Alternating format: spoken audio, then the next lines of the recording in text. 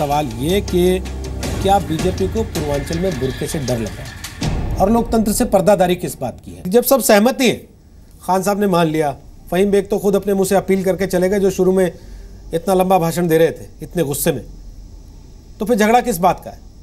कोई तो ऐसी चीजें हो जिसको राजनीतिक पार्टियां धर्म के संप्रदाय के चश्मे से ना देखें, लोकतंत्र की बेहतरी के लिए काम करें। देखिए रोहित जी, लेखी जी का सुप्रीम कोर्ट में ये कहना बहुत आसान है। सब लोग जानते हैं कि कानून क्या है और उसकी तामील भी हो रही है। मैं उनको बताना चाहती हूँ, ऐसा नहीं कि उसकी तामील नहीं हो रही। थोड़ी महिलाओं के विवेक पर भी छोड़ दें कि हम अपना घूंघट का हटाएं, बुर्का का हटाएं, हम कानून जानते हैं। दूसरी बात ये कि वैसे मैं भाजपा को इसमें बिल्कुल सियासी तरह से नहीं देखना चाहती थी, लेकिन केशव प्रसाद मौर्य ने जो मॉडल कोड ऑफ कॉन्डक्ट का वायलेशन किया, कमल का फूल लगाकर वोटिंग करने के लिए, उन पर भी इनको खुद ही एक्शन ले देना चाहिए था।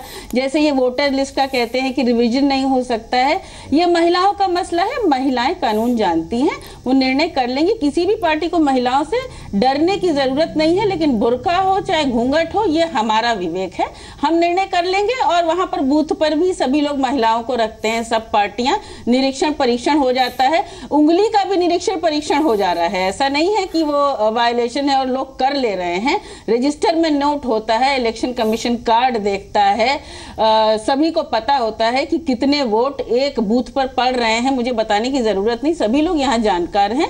तो संविधान चल रहा है, अच्छी तरह कानून का हम पालन कर रहे हैं। हमें सुप्रीम कोर्ट के वकील जी ने जरूर बताया कि हमें पालन करना चाहिए महिलाओं को, तो हम उन्हें बताना चाहते हैं कि हम कर रहे हैं, पूर्वांचल में स्पेशली कर रहे हैं। ठीक है, ठीक है, पूर्वांचल में स्पेशली कर रहे हैं। बिल्कुल, अगर उस पर विषय करना हो तो कल कर लें। नहीं तो पिछले 5 चरणों में नहीं किया क्या?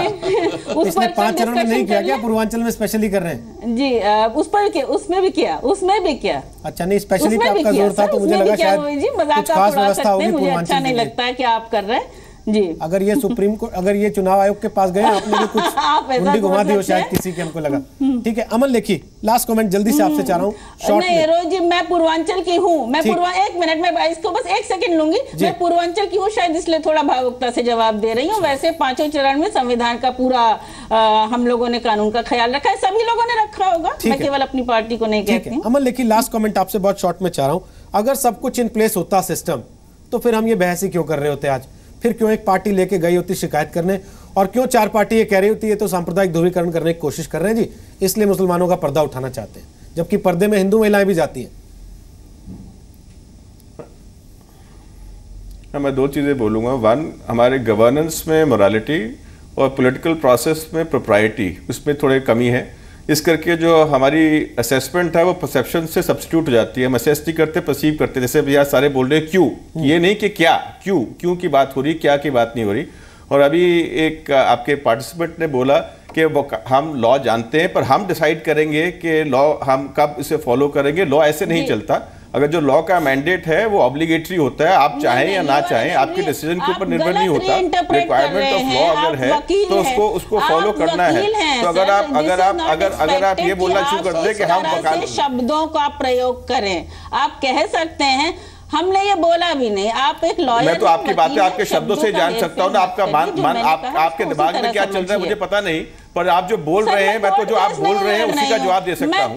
मैं जो आप सोच रहे हैं, जो आप क्या सोच रहे हैं, जो आप बोल रहे हैं, उसको आपने बोला, आपने ये बोला कि आप डिसाइड करेंगे। मैं सिर्फ ये बोल रहा हूँ आपके डिसीजन नहीं आए हैं। समय खत्म हो रहा है जूही जी, और साथ में मैंने बोला कि मैं लॉ ऑफ लैंड जानती हूँ। समय जा रहा है, हम ऑलरेडी समय से अगर केस लड़ना हो तो वो थोड़ी ऐसा झगड़ा कोर्ट में ज्यादा तहजीब होती है, तरीका होता है जो आप में नहीं है। जूही जी, अमन जी, प्लीज। अच्छा ओके, समित 30 सेकंड है मेरे पास। आपको सीख मिल गई कि आप मौके पे चौका लगाने के चक्कर में थे, इसलिए बाकी लोगों ने आपका विरोध किया। अगर आपने पहले किया होता चुनाव से, मुंबई जब महाराष्ट्र में पहले चुनाव हो रहे थे, गुजरात जब इससे पहले दिल्ली में चुनाव हुए, बिहार में चुनाव हुए, उसके बाद आप ले आते ये चिट्ठी जो आज लेके आए। नहीं, मैं तो बोल रहा अगर चौका ही लगाना था तो हम पहले दिन चौका लगाते, ये लेट में चौका क्यों लगाते अगर हमको फायदा ही हो जाता।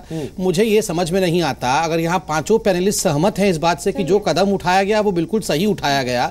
ऐसा होता है, देखिए आज मैं एकदम जान गया हूं कि भारतीय जनता पार्टी जीत रही है। क्यों?